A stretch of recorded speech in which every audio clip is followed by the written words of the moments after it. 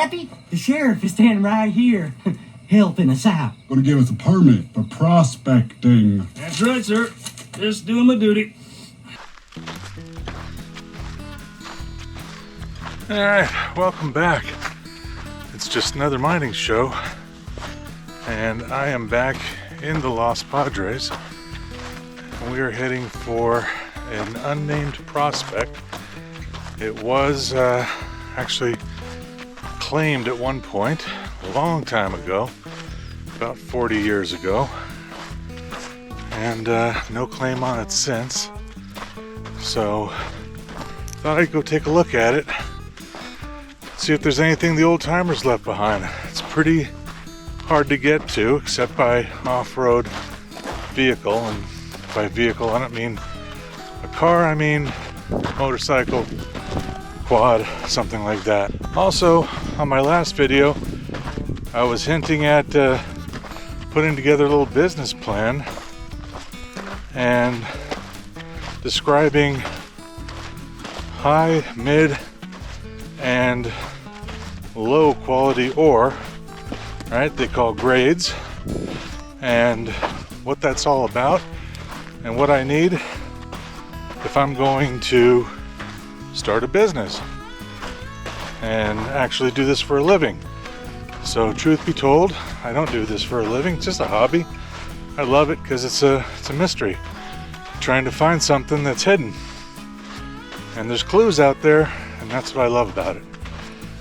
So with that said, I am a small business owner and pretty used to a balance sheet and your accounts receivable and your accounts payable and what makes a business. I gotta say, if I could ever get to a point where I could do this for a living, I'd do it in a hot second, because I absolutely love it. Let's get the basics. High grade, mid grade, low grade. What do those things mean to someone? And let's quantify this first by saying, okay, we're all just amateur prospectors, but it would be cool, just like I said, if we could do it for a living, right? Because there are those that do, and that's pretty cool too. Alright, so first off, there's the high grade. What does high grade mean? So if you come across an old adit or shaft or something and there's a big pile there, first you got to be able to differentiate it between what's inside, right? So is that their waste rock? Is that the ore? And at what level? So you got to be able to determine that, and that's going to be done through assaying. We'll get to that in a minute, because that's a whole nother can of worms. So high grade, the simplest term you can put to high grade is whatever is in that pile that pays for all of the mining expenses, soup to nuts, everything down to labor, and not just covering your costs, but whatever profit you want out of that. So do you want a 10% profit, 20% profit? So you got to determine that too, and that's the high grade stuff. Why do they separate it when they find stuff that assays at a lower rate? Well, once that vein runs out or pinches out, then they still got to make money, still got to keep operating, still got to pay their people. So what do they got to do? They start taking from the mid-grade pile. If there is no mid-grade pile, maybe there's just a low-grade pile. But they're pulling from that, because you can only process so much unless you're a giant industrial mine. So your mid or your low grades, those are going to be processed while you're waiting to find more high grade. So you got your working team in the mine. Maybe that's you, maybe you're a single man operation. Or maybe you got a bunch of guys and a geologist and everything else. So they're looking for the new high grade and you're processing the low grade. So hopefully you saved up a bunch, or at least some, but you pulled the plug on that bucket of water. That's your money, and it's slowly leaching out. So you keep filling it at a slower rate with the mid-grade, but eventually that's not going to pay the bills. And if you don't hit something new that does, then you're going to have to start making cuts or shut down.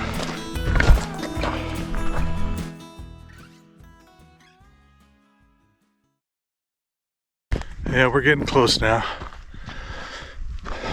because I can see some evidence here.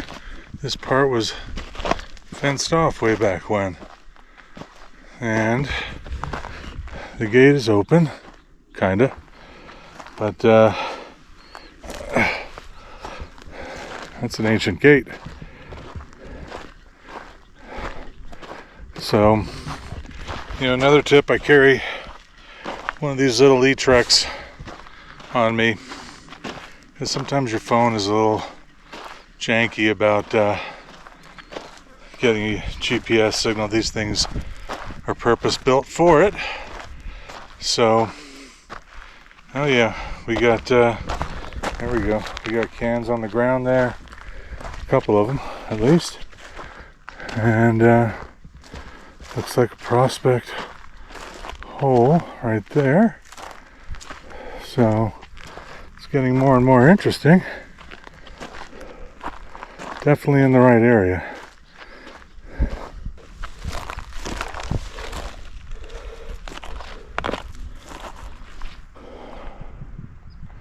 Definitely hand stacked rocks right there. Is that leading to or from something? I don't know. But there's another small pile here. So, and a nice little plateau. It's actually a really nice little camping area. Alright, well, this is definitely their living area. Nice and flat. Hand stacking up there is part of a road that's been rutted out, obviously, over the years. But they were using it to access with their vehicle. And they even poured cement right here. Don't know what this was part of here. Maybe processing, maybe living. There's a bunch of nails. That could be challenging swinging the metal detector around here. Oh, these guys were serious. Just look at the cable. Look at that. And then over here,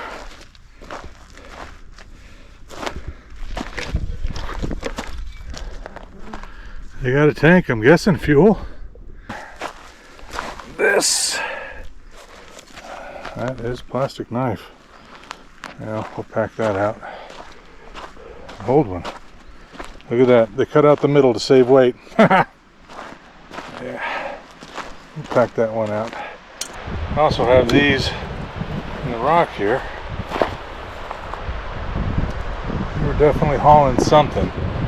That's for sure. These are still way solid. Maybe they were hauling water up.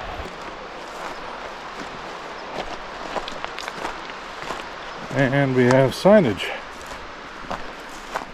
And we have an opening. Look at that, huh? There we go. That's legit. Don't know what they were doing here. This could have been wash plant or something, but here, look again. Somebody was shooting up here. So, yeah, again, it's going to be tough, but let's go take a look inside there, huh? Hopefully there ain't a bear in there. Hello, bear!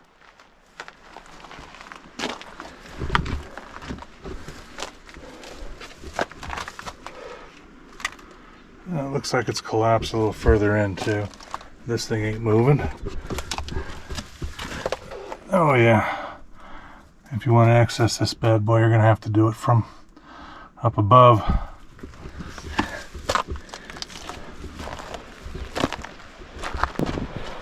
So, ooh, watch out for that guy. Ooh, that would hurt. That would hurt. All right. Well, kind of birds using it for a home. I'm sure there's some rodentia in there. Let's see. It's not too terribly hard, but oh god.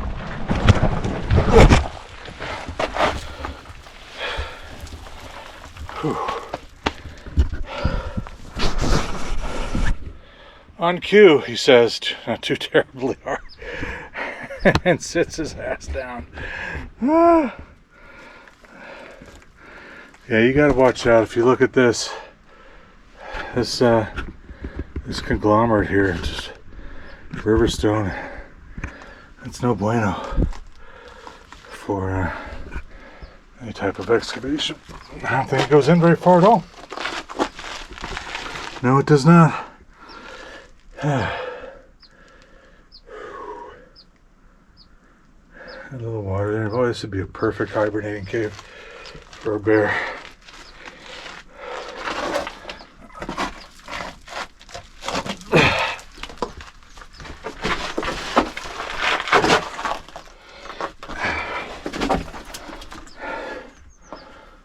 Somebody had a fire in here.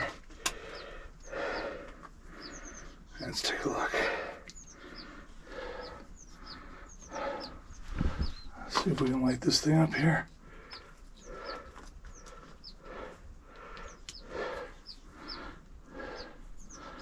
There we go. Yeah, that's fire. That doesn't look too good. Oh, look at a hummingbird nest. Oh, that's her babies. I'm sorry, babies. I believe. But yeah, boy, I don't know if I'd want to be digging in here at all, because you're asking for it. All right. Let's move on. Portal's still in good shape, but that door ain't opening. If anybody does want to risk it.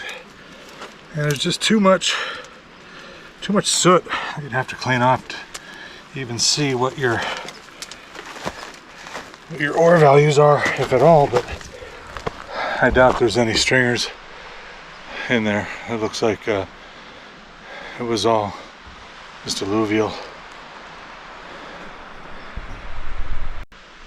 I don't know what else we see in here. Some silvery looking stuff. Could be something cool. Could be platinum up here. I don't know. That's awfully shiny silver. So yeah, I don't know if they were just breaking up this stuff, but when you look around, they really didn't save much of this. There's really no piles other than just to get it out of the way. So when we talk about high, mid, low grade, you know, it's basically what they're mining at the time for up here. Now up into this hillside, there's something interesting. This is a great cutaway here. You can put it up against a rock face, pushes flat. You've got some side fenders there to control some of the spill. As long as I don't fall on my keister, some of this.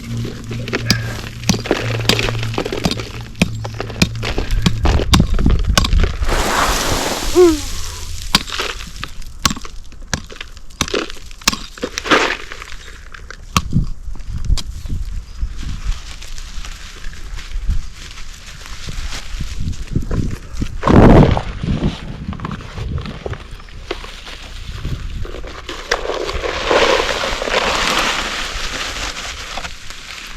Take that.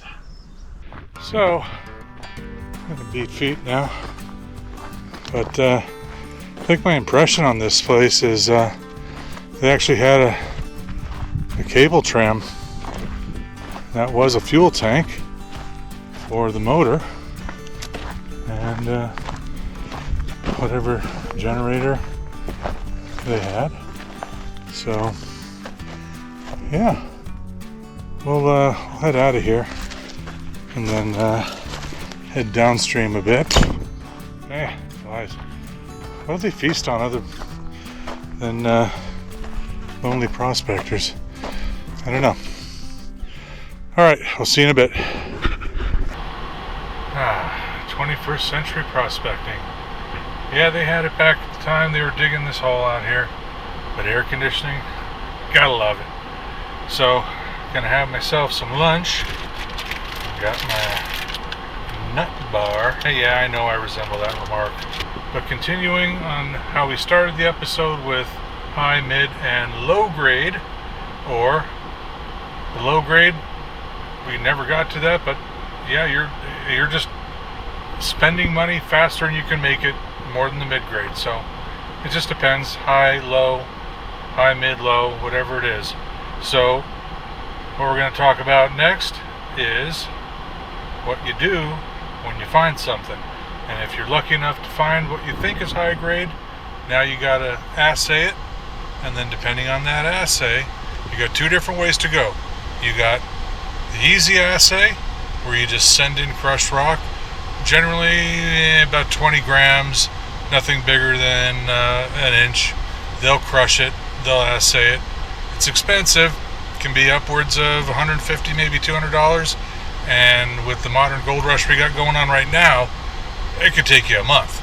So there's another way to do it, and it's crushing it, pulverizing it down into 100, 150, 200 mesh powder, basically talc, and then you're going to have to process it from there. There's a way to do it in a gold pan, and it's really tricky. It's not anything like traditional panning. It's really tricky. I'm thinking of doing a little tutorial on that, and then based on what you have left is basically what you're going to take a guess. It's a rounded guess on what that ore or what that material, whatever it happens to be, is holding.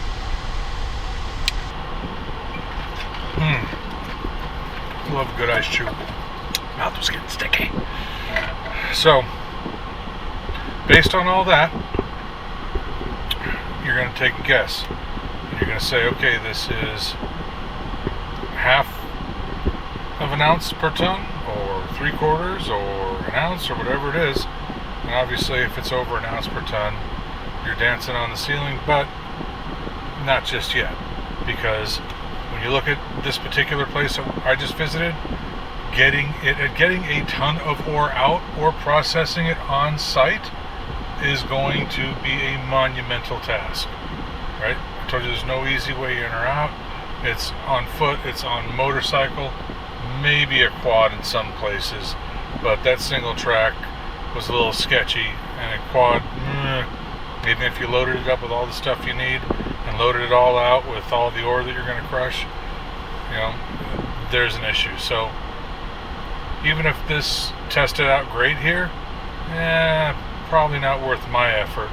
You know, I'm getting old and slow, and it's a little more difficult than I want it to be. Something a lot easier that you can drive up to and load up a truck like the old guys did back then. And they put in all the effort of the tramways and the tanks and the buildings and everything. So let's get on next to the costs involved and have those tailored to your specific needs and access in your pocketbook, really. And then you can make a determination kind of working backwards. You know, when I was in the entertainment industry and I thought I wanted to be an editor way back when, I went to an editor and I said, you know, how do you determine, you know, when you start editing, what the frame size and frame rate and codec is going to be? And he said, look, work from the end result. Work from where do you want this to be displayed? Is it on a giant movie screen? Is it on a TV? Is it on somebody's computer, on their phone? And then you can kind of customize how you're going to work forward from the beginning. So that's what you got to really look at when you're going to design a workflow for where you think or where you have found a deposit that you want to process.